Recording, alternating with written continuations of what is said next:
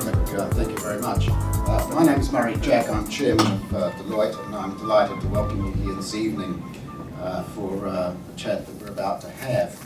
The New Zealand Initiative, as you know, is formed from the Business Roundtable and the New Zealand Institute, both organisations of which Deloitte was a founding member, and we are very, very proud to continue to support the New Zealand Initiative as it launches what we believe to be a very high quality think tank for New Zealand. We're absolutely delighted to have Dr. Oliver Hartwich to lead the institute, the initiative going forward. He comes from the UK, where he was chief economist at the Policy Exchange, and more recently the Centre of Independent Studies in Sydney as well. He writes a great deal, speaks a great deal, has been very visible since he's been here in New Zealand, and we're very, very pleased with that. So I want to invite Oliver to introduce our guest speaker for this evening. Ladies and gentlemen, Oliver.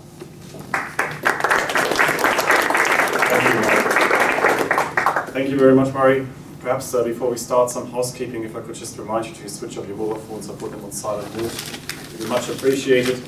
In any case, welcome to tonight's event. We're very pleased to have you all here tonight to listen to perhaps one of the world's best experts on Chinese foreign policy, John Lee. We're very grateful to Deloitte for hosting this event with us, and thank you very much, Murray, for making this all possible tonight. And we're particularly pleased and grateful to John, actually, for making the trip across the ditch and speaking to us on Chinese foreign policy and understanding Chinese foreign direct investment. Now, the topic of tonight's event couldn't be more topical, really, because we've all been discussing this issue for the past months or years, actually, and in particular after the Crafer Farms sale debate. New Zealand is a small economy. As such, New Zealand is very dependent on its international trade links, on its engagement with the outside world, on the flow of capital into the country, on foreign direct investment, and that should be welcomed in an open economy. But understandably, there are concerns about flows of foreign capital into the economy, and in particular, flows coming from China. And as I mentioned, we had the debate about Crafer Farms, but there are other cases as well. And so the question for us tonight is actually trying to understand how these capital flows work, whether there are good reasons to be concerned, or whether there's actually a reason to be more relaxed about Chinese investment into the New Zealand economy. And so we're going to hear from John for about 40 minutes. We'll have time for your questions and John's answers afterwards. But first of all, let me just introduce him.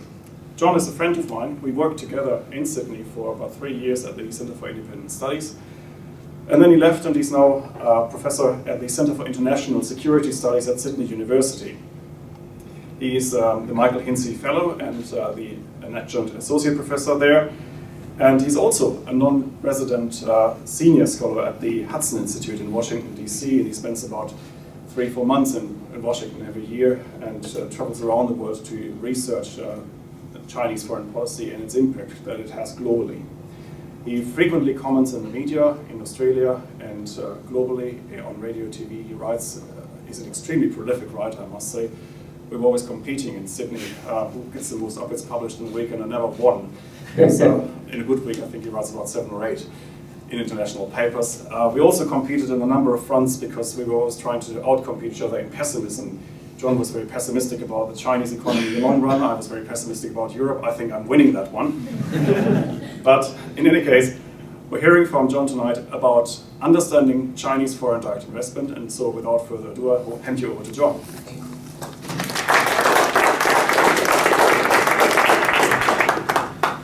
Yeah, thank you, Oliver, for that kind introduction. It is true that I am pessimistic about some structural aspects of the Chinese economy, but I also agree with Oliver that I think you have won, and I'd rather invest my $100 in China than I would in the Eurozone. Now, thank you all for being here. Thank you to the New Zealand Institute, New Zealand Initiative for inviting me, and thank you to Deloitte for hosting. As Oliver mentioned, I worked with him at the Centre for Independent Studies. That's how we became friends and colleagues. There's meant to be a brain drain from New Zealand to Australia.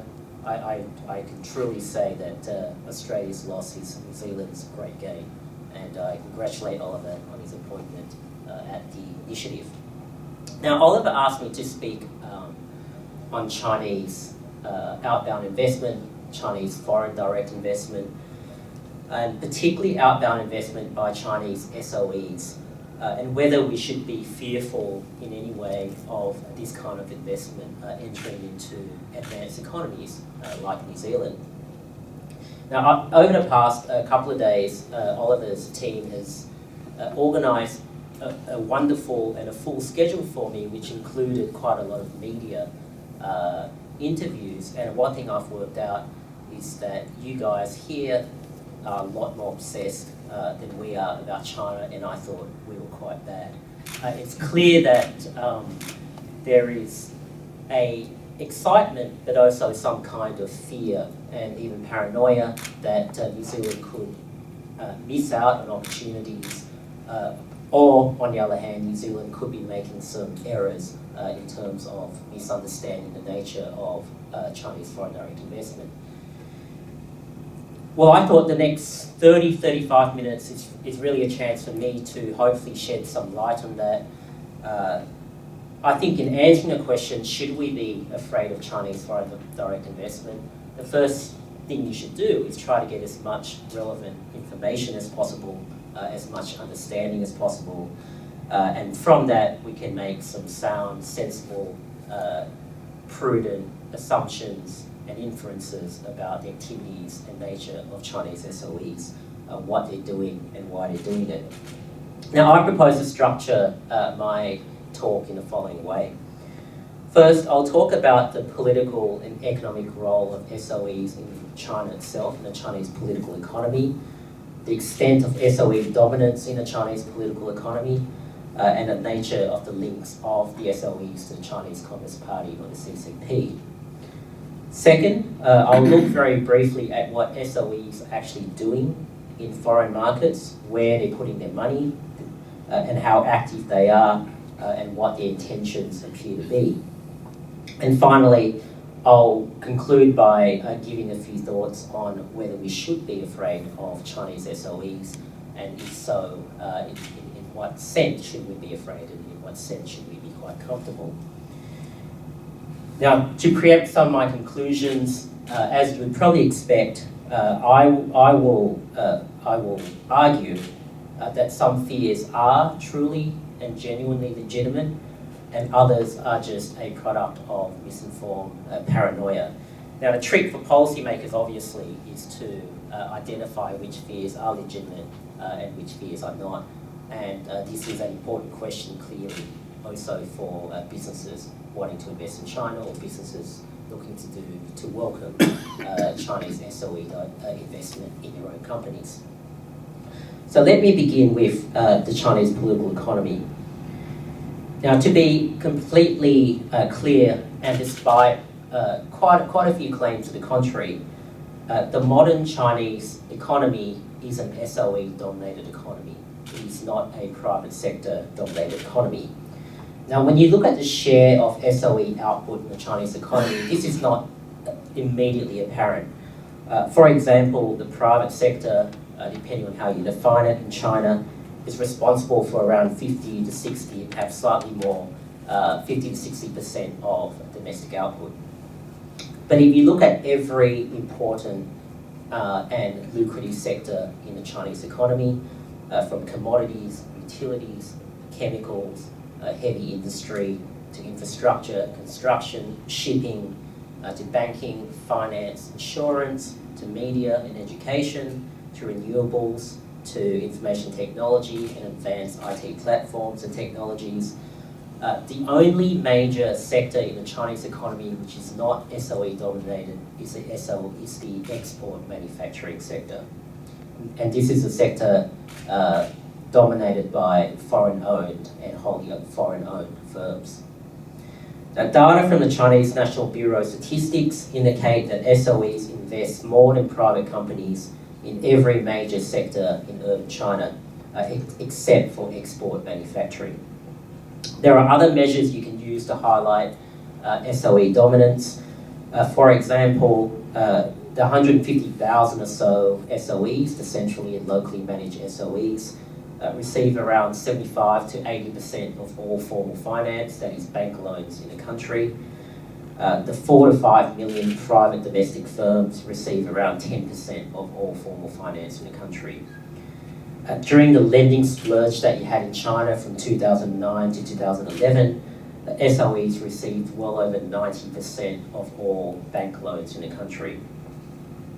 Other examples or measures, the top 3 Chinese SOEs in 2011-2010, that is Sinopec, China Mobile, and PetroChina, the top 3 by revenues and profits, or by profits, made more profits than the combined profits of the 500 largest private companies in the country.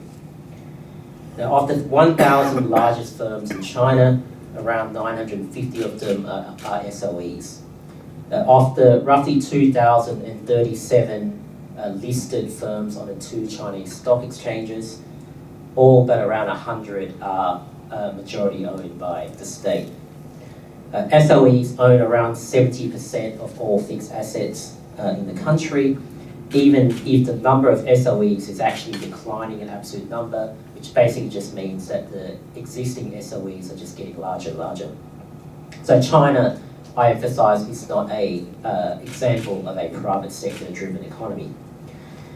Now, what is the relationship between the CCP and SOEs? Now, first I'll give you some facts and then I'll give you my analysis and some explanation of these facts. Many China watchers and China commentators will say that the relationship between the CCP and SOEs is complex and not always predictable. Now, this is true, this is accurate, but it's not a very helpful statement. Let me go through the personnel and ownership structure of SOEs and then draw some working conclusions. I recently spent about 7 or 8 months doing some work for a Hong Kong-based economic consultancy on the 70 largest SOEs in China. Now, the top 3 positions in Chinese enterprises, broadly speaking, is the chairperson, the CEO, the president, and the corporate party secretary.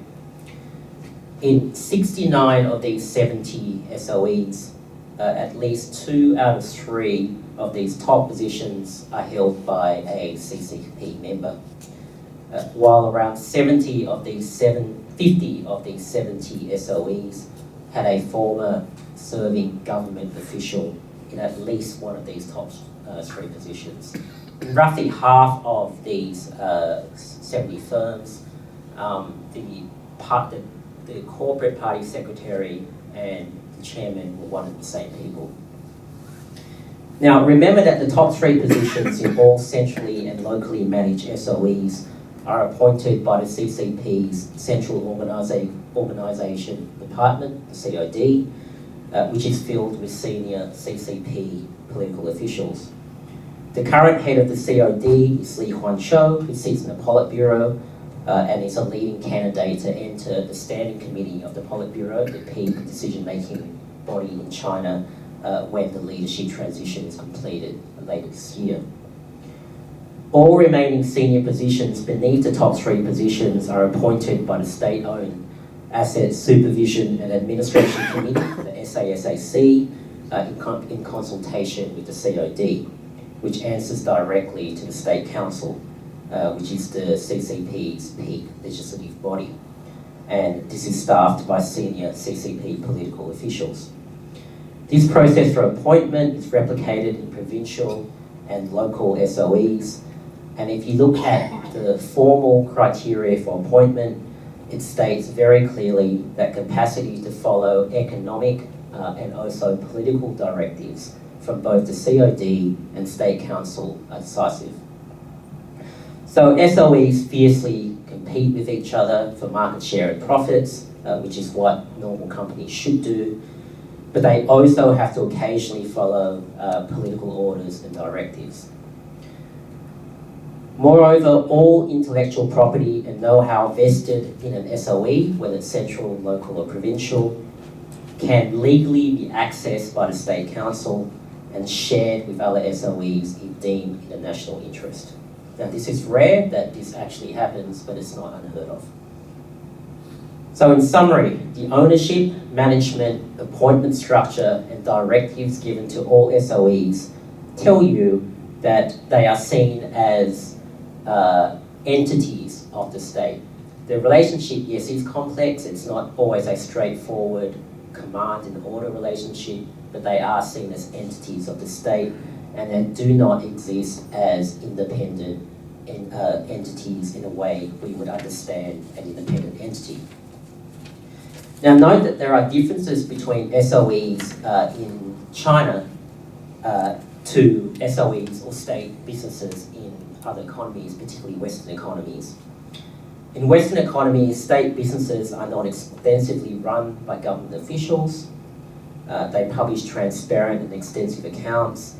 The intellectual property and trade secrets remain with that company, and they do not belong to the government as such.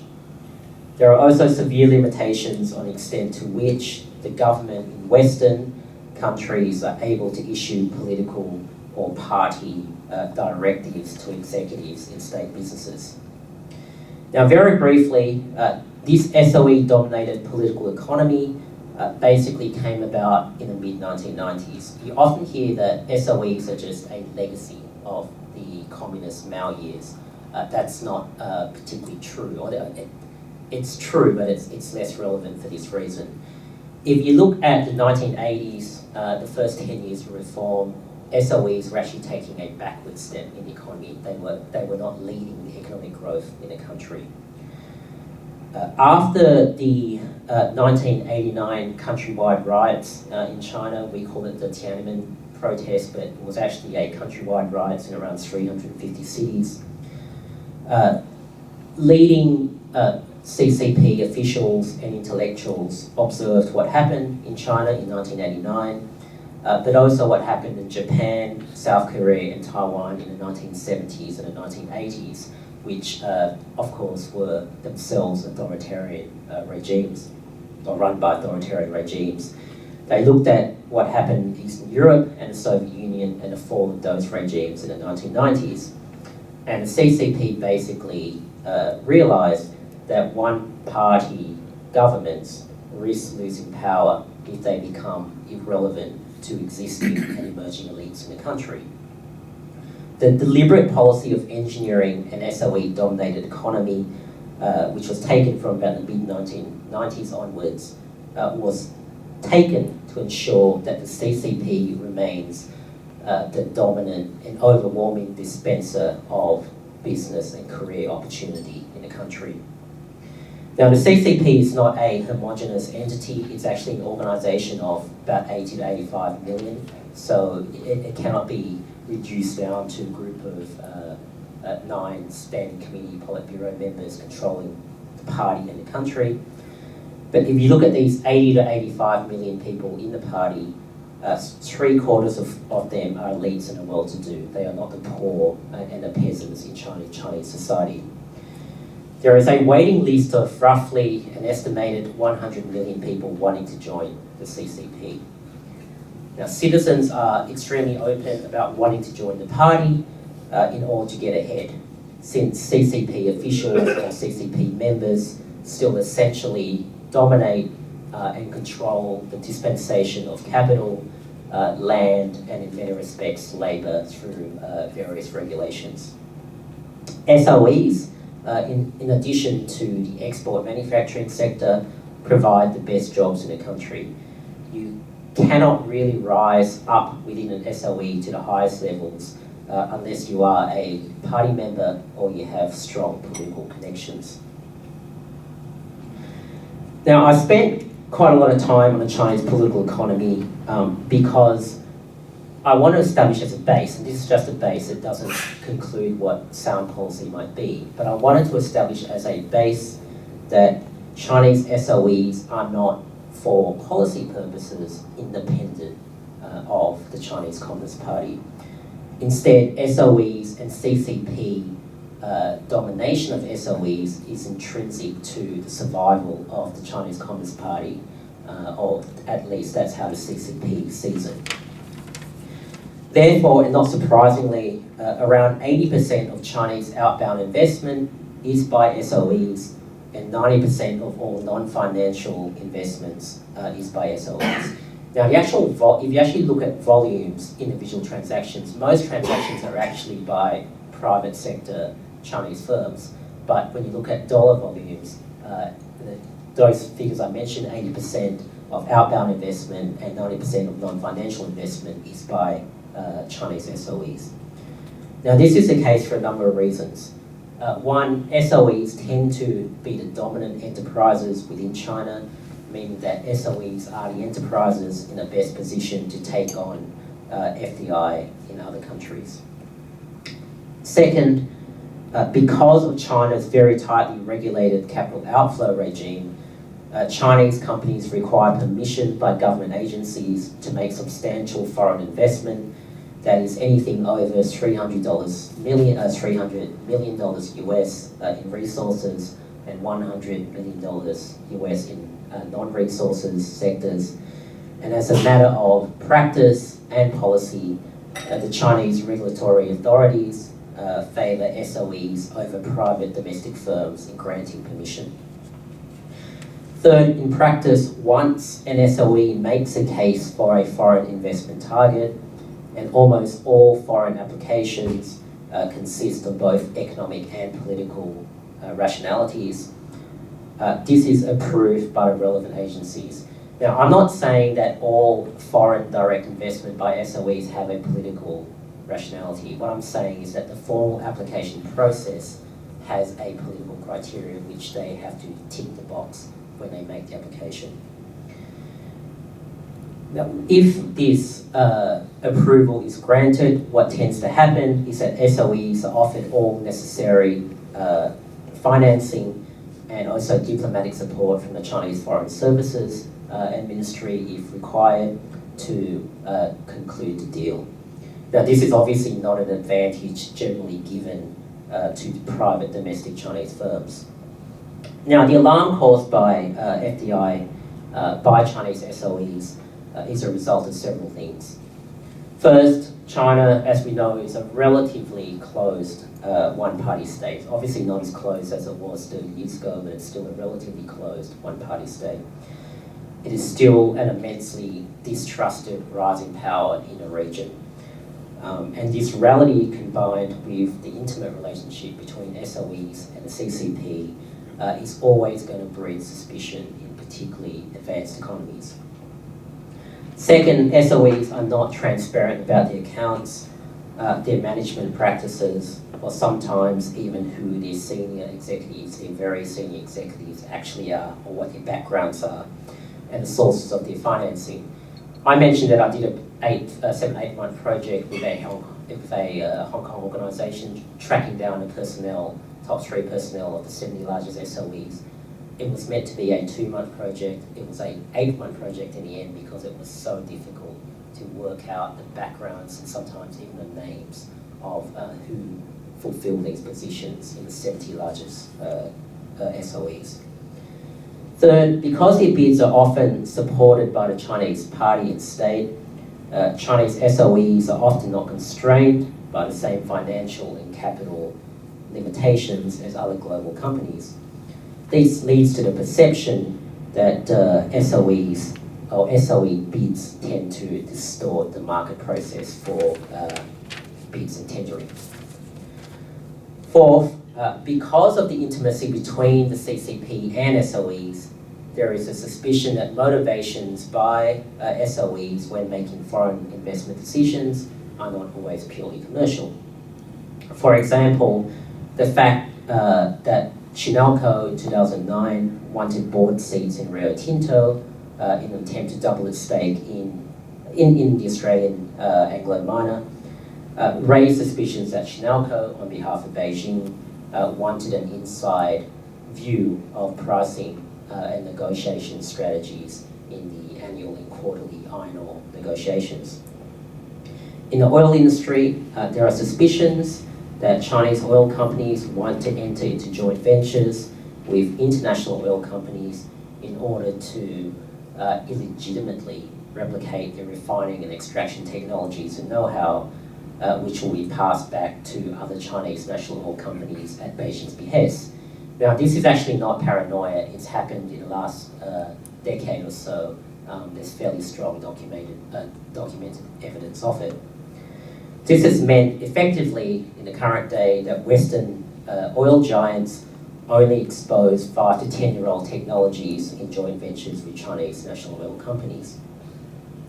Now, these fears are created and exacerbated by the fact that instances of industrial and intellectual property theft and espionage by Chinese firms is rampant. Now, it's not just SOEs that are engaging in intellectual property theft, illegitimate transfer of trade secrets, etc. But the problem is that in the Chinese business system, they do it to each other. So it's quite a natural extension that they tend to do it, if they can, to some other companies that they enter joint ventures into in foreign markets. Now, finally, the rapid increase in Chinese FDI is itself creating some fear and paranoia. And you can see from the chart, I mean, it really has been an extreme, dramatic and rapid increase in FDI. Now, from the charts, there's been an increase of around $1 billion in 2000, this is on a year-to-year basis, not an accumulated basis, to almost US $70 billion in 2010. Now, the fact that this rapid increase occurred after an explicit endorsement of a so-called going out strategy by the Politburo and the State Council creates the impression, somewhat falsely, of an ultra-efficient authoritarian state targeting some kind of takeover of some of the world's best assets. Now, from this slide, you can note that despite the rapid increase, China is still a tiny player, particularly relative to its size. It's still a tiny player in global FDI. It constitutes around 1% of global FDI. This compares to around 18% for the US, 13% for the UK, and even 2% for Russia, which is larger than the Chinese. But as I mentioned, it's a striking increase in FDI, which is creating some alarm. Now, where in the world is Chinese FDI going? As you can see, most of it is in Asia, which is most welcoming of Chinese capital. The figure can be somewhat misleading because around 60% of it is in Hong Kong, and a lot of the times this is really just Chinese companies setting up some kind of proxy company in Hong Kong to get around some domestic regulations and also to get around some international regulations.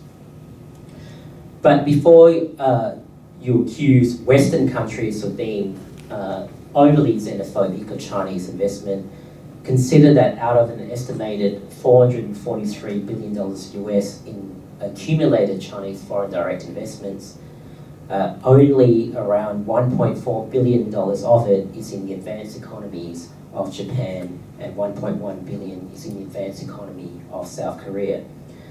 Most of it, as I mentioned, is in Hong Kong, but also Taiwan, Indonesia, Vietnam, Singapore.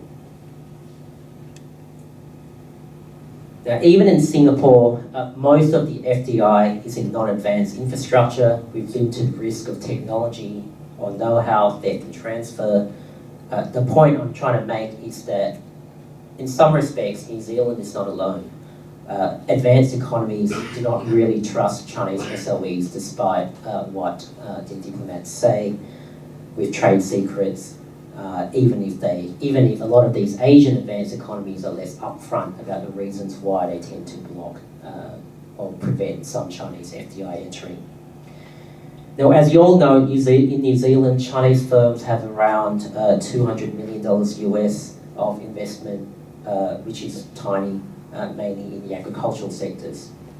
So let's look at what China is actually investing in. From this slide, you can see around 39% is in energy. It's a bit blurry, I apologise for that, but I'll go through the figures. 39% is in energy, 19% is in minerals, 13.5% is in transport, 8.5% is in power infrastructure, 8.5% is in finance, 5.5% is in residential housing, 2.3% is in advanced technologies, 2% in broad industrials, and 1.9% is in agriculture. Now, so these are the facts, or these are the basic observations about SOEs in China and some of their activities. But the important question is obviously what we can infer about this, about Chinese SOEs and some of the implications for foreign investment policy for an advanced economy such as New Zealand. Now, almost all of the FDI in non-advanced countries in Central Asia, the Middle East, Asia, Latin America, and Africa are in the resources sectors. The same can be said of commodity countries such as Australia. Now, this is part of China's resource security strategy, in which SOEs are directed from the top to own as many foreign assets in so-called strategic commodity sectors as a hedge against disruption in supply in normally openly traded commodity markets, or else as a hedge against pricing spikes which may result from political instability or supply issues in global markets. Note that this is actually not a very effective way of ensuring one's resource security, but that's a different issue, which I won't get into. Now, many of these investments in non-advanced economies are loss-making, but as far as Beijing's concerned, there is a strategic rationale to it, no matter how misguided it is for actual resource security. But when it comes to advanced economies, the simple and correct but not complete answer is that Chinese SOEs want better returns on investment for Chinese state assets. Now, as you know, the Chinese hold around $1.2 trillion worth of treasuries, of American treasuries, and up to another $1 trillion worth of agency bonds and other passive assets. These obviously are not a particularly attractive investment. They tend to offer 1% or less. They also hold these assets in an environment where the US dollar is clearly going to depreciate even further. Now, Beijing would rather direct its capital towards FDI through its SOEs if these SOEs can buy into good global assets.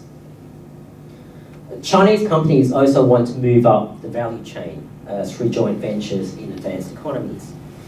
Now, studies of the top 100 Chinese SOEs still show that they perform about 2 to 3 times worse than the top 100 Chinese domestic private companies in common measures such as profitability, return on equity, and total factor productivity.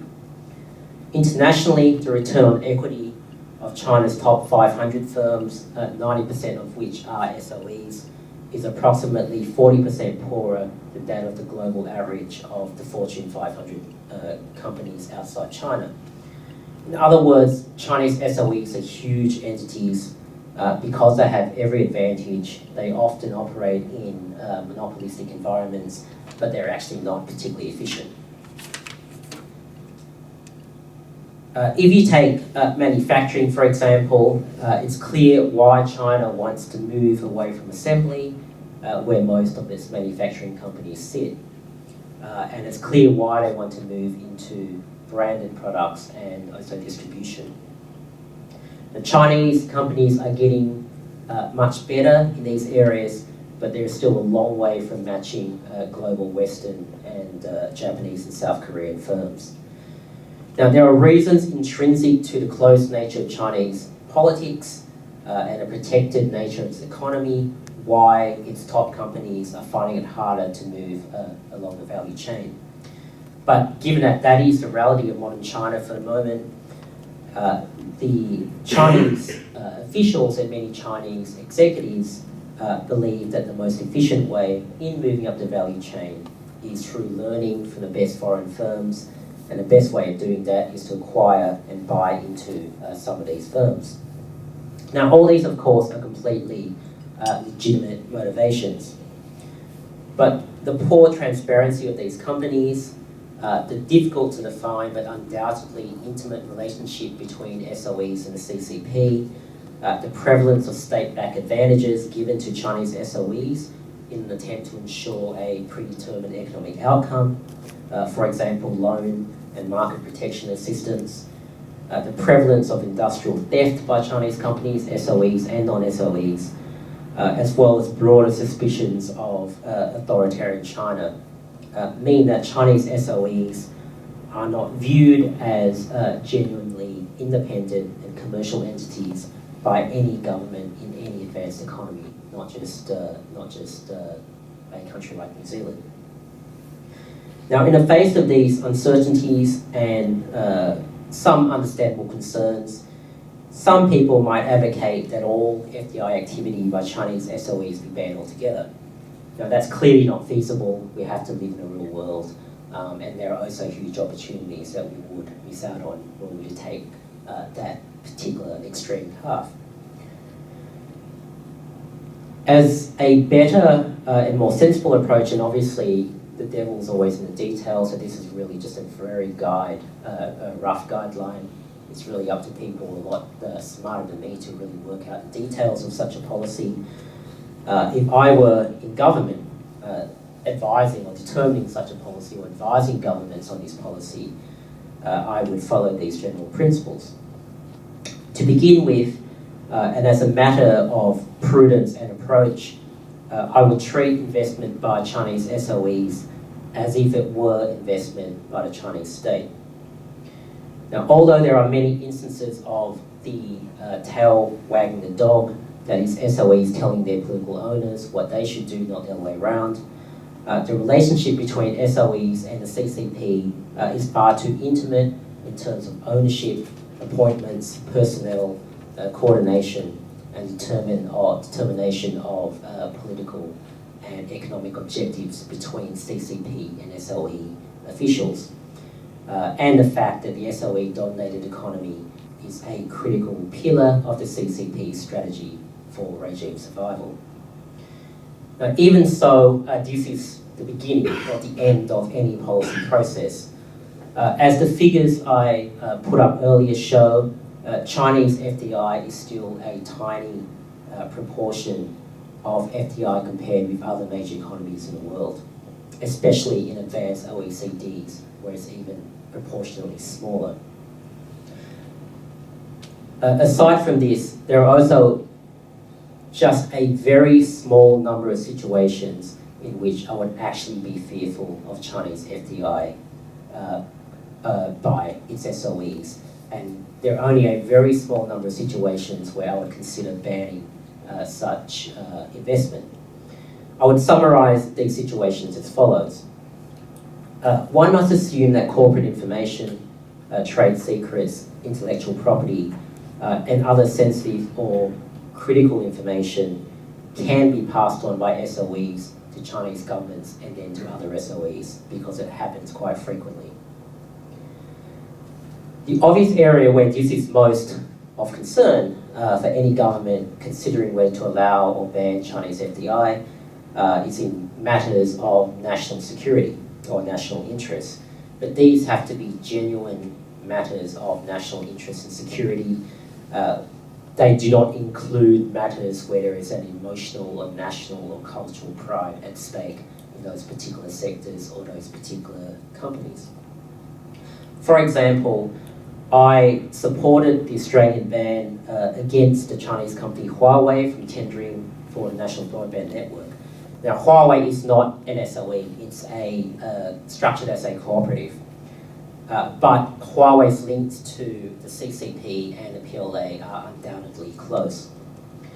And for that reason, and for regulatory purposes, I would have treated Huawei as an SOE. Allowing Huawei access to the basic national broadband infrastructure and allowing it the primary role in its physical delivery would have been a national security risk given the state of industrial and other cyber espionage that goes on that originates from China. Now, Huawei operates in a lot of other sectors, in a lot of other telco sectors in Australia, it has deals with 80% of our mobile carriers, for example. It provides wireless components. All these sort of things I have absolutely no problem with, because there is no way in my mind that that would in any way harm Australia's national security interests, and Huawei is rightly accepted as a legitimate player in the vast majority of the Australian telco sector. But I think the National Broadband Network, in my view, is a different story. Now, I also supported the American ban against China's national oil company, CNOOC, trying to buy Unocal in 2005. This case is a classic case of the dog wagging the tail, not the tail wagging the dog. The Politburo expressly instructed CNOOC to bid US $2 billion above the Exxon offer, even though the purchase made no real business sense for CNOOC. Unocal had major assets in Asia, and the owner would have instantly gained significant control and influence over energy reserves in Thailand, Burma, Indonesia, Vietnam, and Bangladesh, while Unocal assets in Azerbaijan would have deepened Chinese influence in Central Asia. Now, all this has to be understood, obviously, in the context of strategic competition taking place between China and some other countries, which is very real, and that is a factor, obviously, that governments have to take into account in making these decisions. Unocal also operates around a dozen platforms in Alaska, close to the Air Force Base in Elmendorf. This provides critical services to the American national defense, missile defense facilities, and this would have provided a Chinese SOE and a comfortably strong vantage point for intelligence gathering. The point is that Chinese SOEs or Chinese SOE activity has to be understood within a broader framework of strategic realities that are taking place.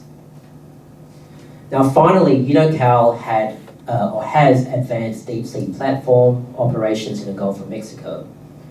Chinese national oil companies have been trying for years to acquire these advanced capabilities for a long time.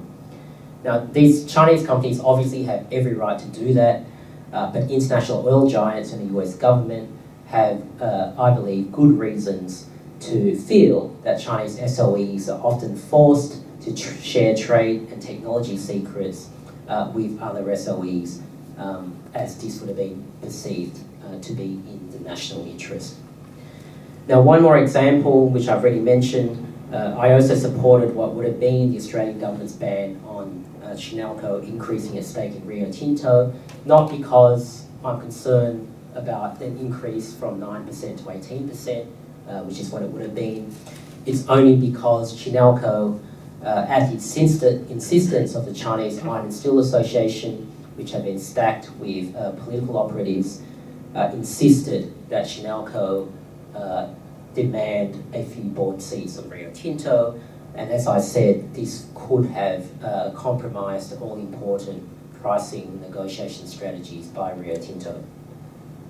Now, these are all cases where I believe that genuine issues of national interest are at stake, and I focus a lot of time talking about them, but the reality is that these instances are extremely rare. In my view, the vast majority of Chinese FDI applications have absolutely no national security interest at stake, provided that the host country has appropriate regulatory regimes in place. For example, I'm not at all against Chinese interests buying up smaller resource companies in Australia, since there is no capacity to affect pricing, misuse trade secrets, etc. Quite rightly, the Australian Foreign Investment Review Board has approved dozens of buyouts by Chinese companies into Australian resource companies worth around $70 billion over the past 2 or 3 years. Likewise, I'm not against Chinese interests buying agricultural land in Australia. I don't know the exact situation in New Zealand, but maybe what I'm saying applies. First, the amount of land is insignificant in terms of what the Chinese want to buy up as a proportion of agricultural land. Second, if you really are worried about Chinese companies reserving output exclusively for the Chinese market. I mean, that may not be something that's worth worrying about, but you are worried about that. You can have regulations in place preventing the sale of exports at below market prices. Likewise, you can have appropriate environmental, labour and anti-competitive laws in place to preserve open-based market processes. And you can have laws in place to insist on financial transparency of foreign companies, whether they be Chinese or any other company, and all companies, including Chinese FOEs, have to operate within these laws. Now, in conclusion, I know New Zealand is wrestling quite agonisingly with these issues. Look, I don't have the precise policy answers. I think that's up to a much better informed group of people, bureaucrats, business people, to work out as far as what the policy details should be. I'll only conclude by saying that national and security interests are genuinely at stake, but these are very narrow, and the vast majority of cases, national security interests do not actually apply. All right, thank you very much, and I'm more than happy to take your questions or comments if you have any. Thank you.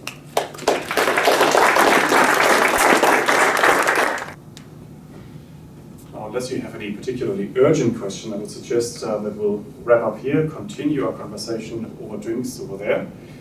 But before we do so, can I please ask you to join me in thanking our speaker, John Lee, for a very fascinating talk tonight. You've given us a lot of